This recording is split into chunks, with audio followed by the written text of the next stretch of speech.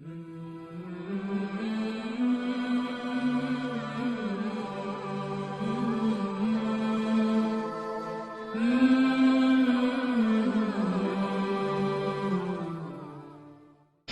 حدیث مبارکہ سن لیجئے کہ ایک مرتبہ نبی علیہ السلام نے ایک اونٹ لیا، سفر درپیش تھا، تو سیدہ عائشہ صدیقہ رضی کو اونٹ کے اوپر بٹھا دیا۔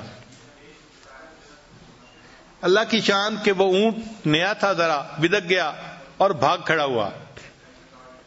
اب عائشہ رضی اللہ عنہا اوپر بیٹھی ہوئی ہیں، جو اوپر اس کے پالکی سی بنی ہوتی ہے اونٹ کے اوپر، اور اونٹ بھاگ گیا۔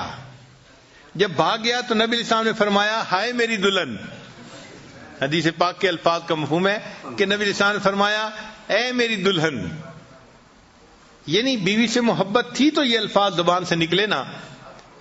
تو نبی علیہ السلام نے امت کو تعلیم دی کہ تم اپنی بیوی کو اس طرح محبت پیار سے رکھو گے تو وہ تمہاری فرما برداری کرے گی۔ چنانچہ جب سیدہ فاطمہ الزہرا رضی اللہ عنہا کی رخصتی ہونے لگی تو نبی علیہ السلام نے فرمایا حضرت علی عنہ کو، علی اگر تم محبت سے رکھو گے تو فاطمہ تمہاری ہے۔ اور اس چھوٹے سے فکرے میں ازدواجی زندگی کا خلاصہ موجود ہے کہ اگر خاوند بیوی کو محبت سے رکھے گا تو بیوی خاوند کی ہوتی ہے، وہ اسی کی خاطر زندگی گزارتی ہے اور اسی کے گھر کے ماحول کو نیکی اور دینداری کے مطابق بناتی ہے۔ تو محبت پیار سے گھر والوں کو رکھنا تاکہ گھر کا ماحول نیک رہے، یہ ضروری ہے۔ ایک مرتبہ نبی علیہ السلام نے یہ قسم اٹھا لی کہ میں 1 مہینے تک اپنی بیویوں سے نہیں ملوں گا۔ یہ واقعہ ایلا کہلاتا ہے۔ اب نبی علیہ السلام مسجد میں تھے، بیویاں گھروں میں تھیں اور 1 مہینے کی قسم کھائی ہوئی تھی۔ اللہ کی شان دیکھیں کہ 29واں دن تھا تو نبی علیہ السلام عائشہ صدیقہ رضی اللہ عنہا کے گھر آ گئے۔ تو عائشہ رضی اللہ عنہا نے کہا اے اللہ کے حبیب صلی اللہ علیہ وسلم، آپ نے تو قسم کھائی تھی کہ میں 1 مہینے تک بیویوں سے نہیں ملوں گا اور آج تو 29 دن ہیں۔ تو نبی علیہ السلام نے فرمایا عائشہ کبھی کبھی مہینہ 29 کا بھی ہوا کرتا ہے۔ تو یہ بیوی کی محبت تھی نا کہ 30 دن کے بعد آنے کی بجائے 29 دن کے بعد آپ گھر تشریف لائے، اور پھر آپ نے کہا کہ عائشہ کبھی کبھی مہینہ 29 کا بھی ہوا کرتا ہے۔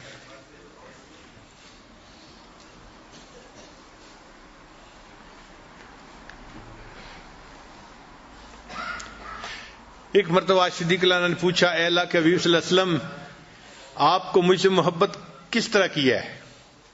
تو نبی علیہ السلام نے جواب میں فرمایا کہ جس طرح رسی کی گانٹھ ہوتی ہے، ایسی گانٹھ کہ جس کو جتنا کھینچا جائے وہ اتنی مضبوط ہوتی چلی جاتی ہے۔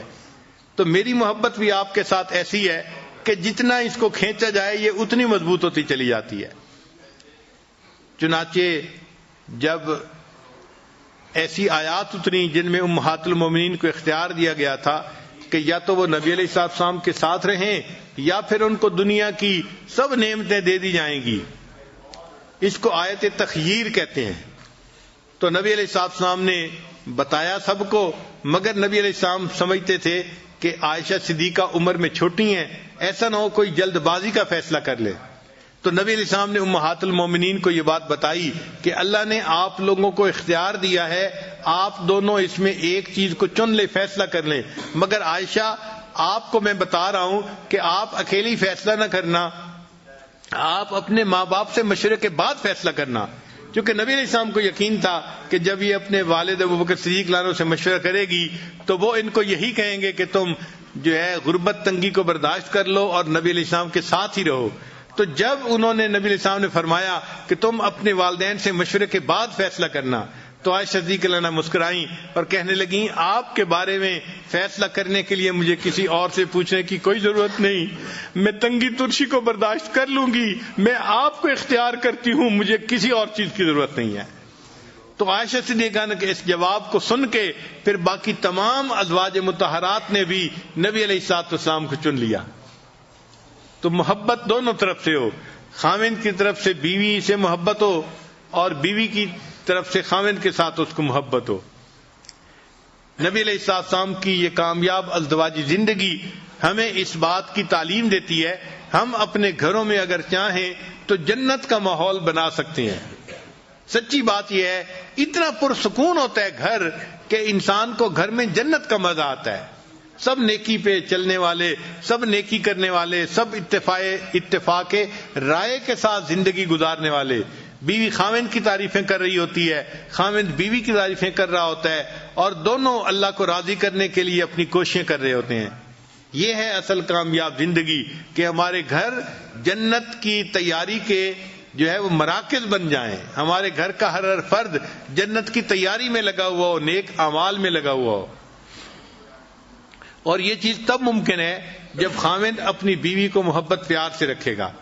اگر خاوند یہ سمجھتا ہے کہ میں ڈانٹ ڈپٹ کے ذریعے سے بیوی سے بات منوا لوں گا، تو یہ بات جو ہے خیالست و محالست و جنو، یہ بات ایسی نہیں ہوتی.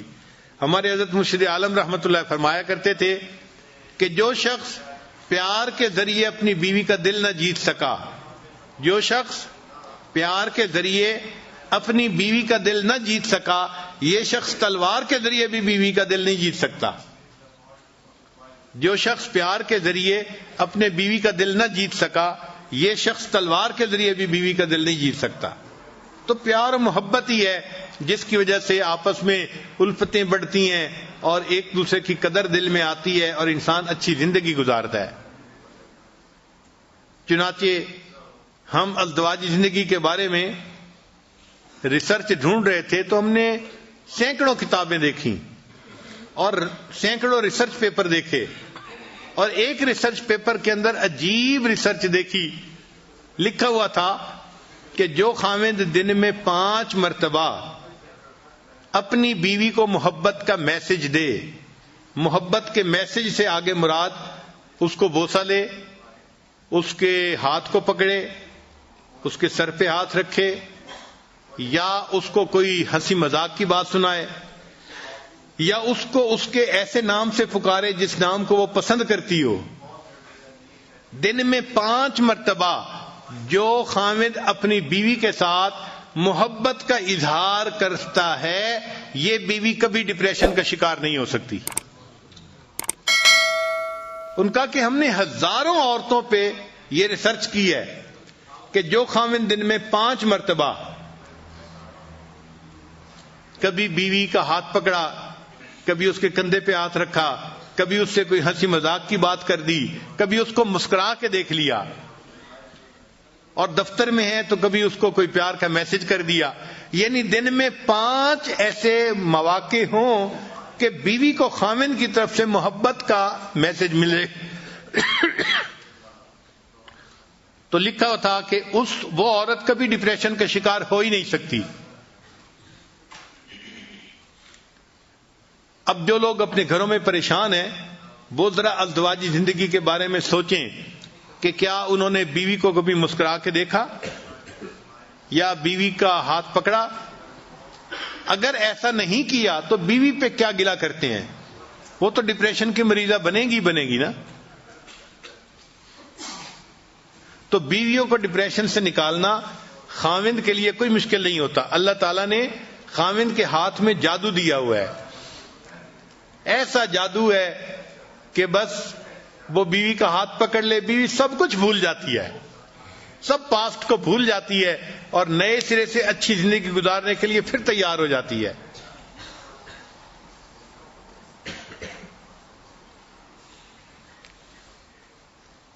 بیوی کو منانے کے لیے نہ تعویذوں کی ضرورت ہے نہ کچھ عملیات کی ضرورت ہے. بیوی کو خوش رکھنے کے لیے صرف پیار کی ضرورت ہے، محبت کی ضرورت ہے. محبت سے بات کریں، نرمی سے بات کریں اور بیوی کو رسپیکٹ دیں. جس عورت کو محبت بھی ملتی ہے، رسپیکٹ بھی ملتی ہے، وہ اپنے خاوند کی خاطر قربان ہونے کے لیے تیار. وہ تنگی ترشی بھی برداشت کر لیتی ہے اور فاقہ بھی برداشت کر لیتی ہے اور اسی خاوند کے ساتھ رہتی ہے. اس کو معمولی کپڑے پہننے کو ملتے ہیں، نئے نئے کپڑے نہیں ملتے تو اس کو اس کی کوئی پرواہ نہیں ہوتی. وہ غربت میں زندگی گزار لیتی ہے لیکن اس کو محبت پیار چاہیے ہوتا ہے. تو کامیاب ازدواجی زندگی گزارنے کا جو بہترین اصول ہے وہ ہے کہ بیوی کے ساتھ محبت پیار کا تعلق رکھا جائے، بیوی کو رسپیکٹ دی جائے، عزت دی جائے. بچوں کی نظر میں بیوی کی عزت بنائی جائے چونکہ اس نے ان کی تربیت کرنی ہے، ان کی ماں ہے وہ. جس عورت کو عزت ملے گی اور محبت ملے گی اب یہ عورت اپنے خاوند سے کبھی دور ہونا پسند نہیں کرے گی.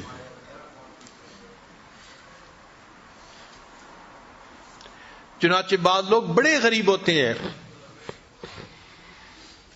دیہاتوں میں ان کے گھروں کے اندر کھانے کو نہیں ہوتا، پینے کو نہیں ہوتا، ایک سوٹ میں عورت پورا سال گزارتی ہے. یعنی ایک جوڑا بنایا اور اسی ایک جوڑے میں وہ بیچاری پورا سال گزارتی ہے.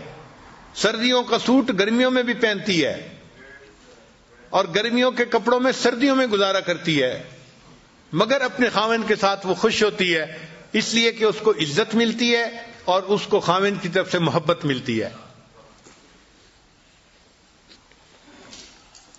چنانچہ ایک میاں بیوی بہت غریب تھے، خاوند بیچارہ مزدوری کرتا تھا اور گھر کا خرچہ چلاتا تھا، مگر میاں بیوی آپس میں محبت بہت تھی. چنانچہ جب شادی کا دن آتا، جس کو اینیورسری کہتے ہیں شادی کی، تو شادی کے دن دونوں ایک دوسرے کو کوئی نہ کوئی چھوٹا موٹا گفٹ پیش کیا کرتے تھے. بیوی خاوند کو دیتی تھی اور خاوند بیوی کو دیتا تھا. اب ایک ایسا وقت آیا کہ خاوند کے پاس خرچ کرنے کو کچھ نہیں تھا اور بیوی کے پاس بھی کچھ بچت نہیں تھی، مگر شادی کی اینیورسری کا دن قریب تھا تو میاں بیوی دونوں کے دل میں چاہت تھی کہ ہم ایک دوسرے کو گفٹ پیش کریں. اللہ کی شان کہ بیوی کہیں جا رہی تھی تو اس نے ایک دکان دیکھی کہ جس دکان پر یہ وگز نہیں بنتی. مسلمانوں کے معاشرے میں تو اتنی نہیں ہوتی، لیکن باہر کافروں کے ماحول میں بہت ہوتی ہیں کہ ٹوپیاں ہوتی ہیں جن کے بال بڑے خوبصورت ہوتے ہیں اور لمبے بال ہوتے ہیں، مرد بھی پہنتے ہیں عورتیں بھی پہنتی ہیں. تو وہ وگ کی دکان تھی تو وہ کھڑی ہو کے دیکھنے لگ گئی. تو دکاندار نے اس سے پوچھا کہ آپ کیا دیکھ رہی ہیں؟ اس نے کہا میں دیکھ رہی ہوں کہ آپ یہ جو وگز بناتے ہیں تو ان کے اوپر آرٹیفیشل بال ہیں یا اوریجنل؟ اس نے کہا نہیں، اوریجنل ہیں، ہم خرید لیتے ہیں جس کے لمبے بال ہوں. تو عورت کے دل میں کیا خیال آیا؟ اس نے کہا کہ اچھا میرے بال تو بہت لمبے ہیں، اگر میں جو ہے کٹوا دوں تو کیا تمہیں بہت اچھے جو ہے اس کے بدلے پیسے دے دو گے؟ اچھا، عورت کے دل میں چاہت تھی کہ مجھے پیسے ملیں گے تو میں اپنے ہسبینڈ کے لیے شادی کے اینیورسری کے دن کے لیے تحفہ لے لوں گی. خیر، اس دکاندار نے اسے کہا کہ اگر تم بال اپنے کٹوا دو تو ہم اس کے بدلے تمہیں اتنے پیسے دے دیں گے. اچھا، اس نے اپنے بال کٹوا دیے اور چھوٹے چھوٹے بال رہ گئے، لمبے بال ختم ہو گئے اور اس نے اس کے بدلے کچھ پیسے اس سے لے لی. اب وہ سوچنے لگی کہ میں خاوند کے لیے کیا تحفہ لے کے جاؤں. اس کے خاوند کے پاس ایک گھڑی تھی، جیسے گول گھڑی پہلے بوڑھوں کے پاس ہوتی تھی نا، ایک تو ہوتی ہے نا ہاتھ پہ باندھنے والی پٹے کے ساتھ، ایک ہوتی ہے جیب والی گھڑی. تو اس کے خاوند کے پاس وہ جیب والی گھڑی تھی مگر اس کی چین نہیں تھی، تو وہ اس گھڑی کو جیب میں ڈالتا تھا اور پھر کبھی کبھی نکالتا تھا. تو بیوی نے سوچا کہ میں اپنے ہسبینڈ کے لیے وہ چین لے کے جاتی ہوں تاکہ میرا ہسبینڈ گھڑی کو چین کے ساتھ باندھ دے گا اور اس کو گھڑی نکالنی آسان ہو جائے گی. چنانچہ اس نے گھڑی کی چین خرید لی. اب جب وہ گھر پہنچی تو میاں بیوی دونوں ایک دوسرے کے پاس بیٹھے، انہوں نے کھانا کھایا. اب یہ اینیورسری کا دن تھا تو ایک دوسرے کو انہوں نے گفٹ دینا تھا. چنانچہ اب گفٹ دینے کے لیے بیوی نے پہلے بات بتائی کہ بھئی میں نے ایسے کیا ہے کہ وہ جو آپ کی گھڑی تھی نا، وہ آپ اس کو جیب میں ڈالتے تھے، اس کی چین نہیں تھی، تو میں نے کہا میں اس کے لیے خوبصورت سی چین لے آؤں، تو میں نے جو ہے وہ ایک چین خریدی ہے اور میں آج کے دن آپ کو وہ گفٹ کر رہی ہوں. تو بیوی نے گھڑی کی وہ چین دی.